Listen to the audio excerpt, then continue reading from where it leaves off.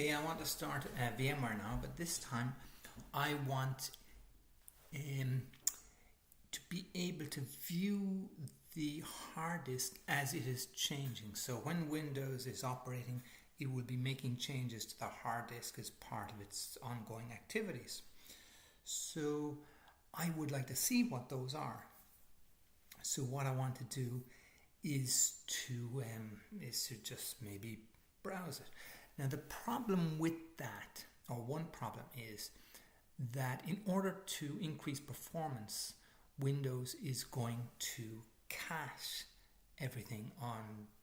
It doesn't write every time something has to be written. It caches, and it might be maybe every 30 seconds or something that it caches this out. And so 30 seconds is such a long time to have to wait. I don't want to do that. So what I want to do is to tell Windows not to cache it. Now there's another problem on the other side. When Linux is providing its Donald.image, when you use Xmount and it's creating its version of so when I mount it, Donald.vmdk will be Donald.image.dd, the file will be in there. But by the same token, when Linux caches these things, so it'll only make a write maybe again every 30 seconds. So I want to turn off caching on both Linux and on VMware. So I can do that with so there's if I do get up the so I want to do that anyway. So again, as standard, I'm using these images.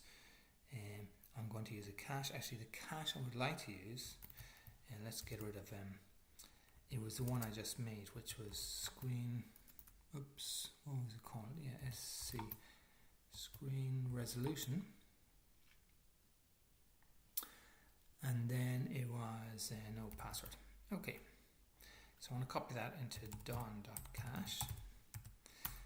So now when Windows starts, it should go back to the position as it was at this point. Now I hadn't shut it down, so it might not actually work, but let's just try that. So now I do my Xmount, so I'm going to use that. So now hopefully there'll be no password. The screen resolution will be correct, but I also wanted to. The upper type is that. I also wanted to tell it not to cache, and you do that with a sync command. Okay, so you pass that option sync, and you also want allow other. I'm not 100% sure why, but it doesn't work if you don't have that. Okay, so now let's try and start this up. So at this stage, so because it started in the middle, hopefully all this will work now, and there'll be no password, and the screen resolution will be set up. This is a bit like Groundhog Day. Keep asking me this.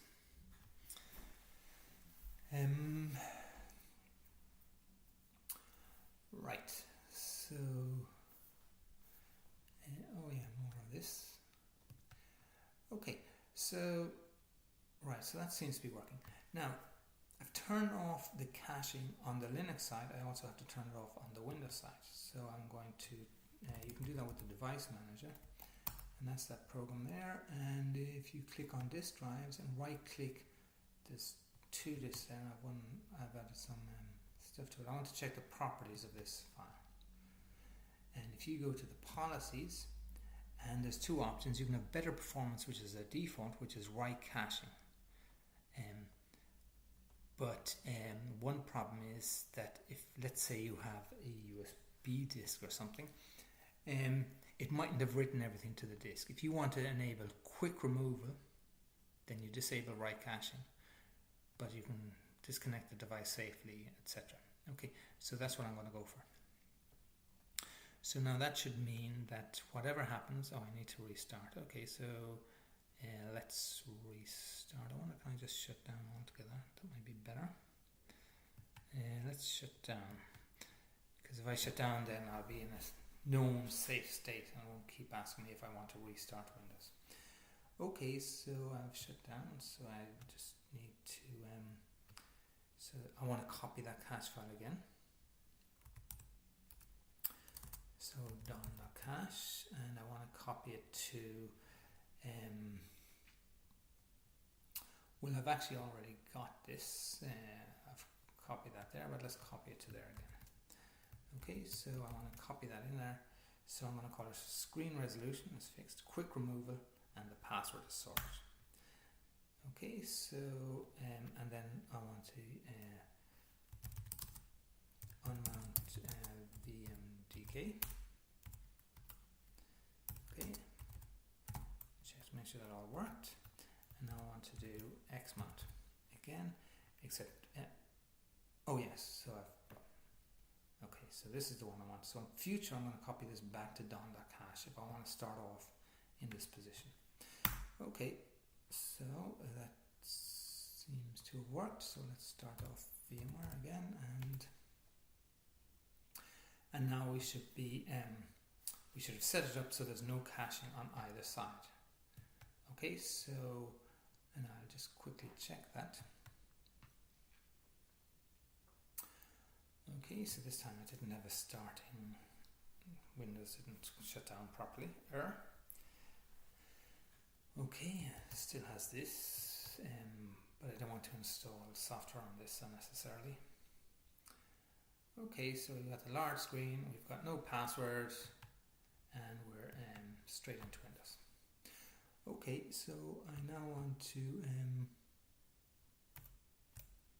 that's interesting, it remembers whether it's full screen or not as well. Okay, so let's make this a little bit smaller. And I just want to test that. Now there is a problem. Okay, so as always, when you're trying to be very clever with these things, if I do ls vmdk /donald.dd, I can see there's the image. So this is the file that's going to be changed, and it's going to change pretty much immediately as soon as a change is made to this. So I just like to test that. Now with I can't really mount it again, because if the files are changing, neither mount program will be exactly sure what's going on. So there's another set of tools called Sleuthkit tools, which can read an image directly, can extract the files. Okay, and they're a little bit awkward to use when you're not used to them. Actually, I think they're kind of awkward to use even when you are used to them. But I'm going to just use fdisk again to find out where the file system partition is. So this is the one I want. Now when you're using Sleuthkit, you can do a list, file list, this stands for, and you have to specify the offset. So you don't have to multiply it by 512. And I'm going to do a vmdk /donald.dd. Okay, and that shows you these are the this is the root directory on the Windows system. You can see Windows, you can see users, you can see program data. Now you can see a lot of other files as well. These are system files that are they're not shown to you by Windows. These are NTFS files that contain a lot of useful forensic information. But if you deleted one of these, your entire file system would be gone. So Windows protects you by not even showing you them. Okay, so you can see that those files there. Now, that shows you the root directory. You can do -R, say -R to see all the files on your system, and you see it runs through and shows you all the files on the system. It just shows you the file names, not the path. There's another option for that. But I just want to just have a go. So let's say I just check for so I can use grep to just search for particular files. So let's say I'm search -I will ignore case. So let's do Charlie. I'm just seeing if any file happens to have the word Charlie in it. And none of them do. So let's say I go back to my Windows machine here. And let's say on the desktop I create a new text document, and I just call it Charlie. Okay, and now I do a search here, and you see it's not there. There is, despite the fact that we got rid of the caching, there's still a little bit of caching or delay. Oh, it's not there at all. Okay, maybe I haven't set up everything correctly. I'll try one more time. Okay, so that's not working. And did I remember to use sync when yeah, I did, I think, when I did the mounting. I had sync, yeah, I just checked to see that this is device manager. Make sure that that is set up to disabled caching. And oh yes, so I'm not sure what the problem is then. Let's try it one more time.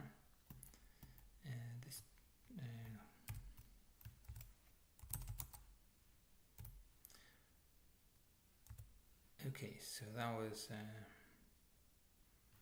yeah, actually that's a different one, so let's just change it to -I Charlie. Oh yeah, okay, so there it is. So that actually took quite a while. I don't know why that was so long, but I have but I'm hoping that was just an unhappy accident. I did test this before and seemed to be a little better, so let's copy this to another file and call it F2. Oops, well, let's change that F2. Let's change that to testing. And okay, so first of all, I'm going to write that again. Let's do testing. Okay, now it's not there yet, I'd say. But let's just put something in it. Okay, and go back here and run that again. Yeah, so maybe it is something to do with the fact that if it's only a name, well, okay, I don't know, I'm only guessing. But one other thing you can see is there's this recent, if you run a program, as I did when I double clicked on it, I started Notepad, it creates this this link. So two files are created there. Okay, anyway, so you can see that things are happening immediately on the disk. Well, almost. If you hadn't disabled the caching, it would take maybe a minute or so for things to happen. So that was faster than a minute. Okay, so I just want to show you how you do that, and then later we'll show you how you can use that facility.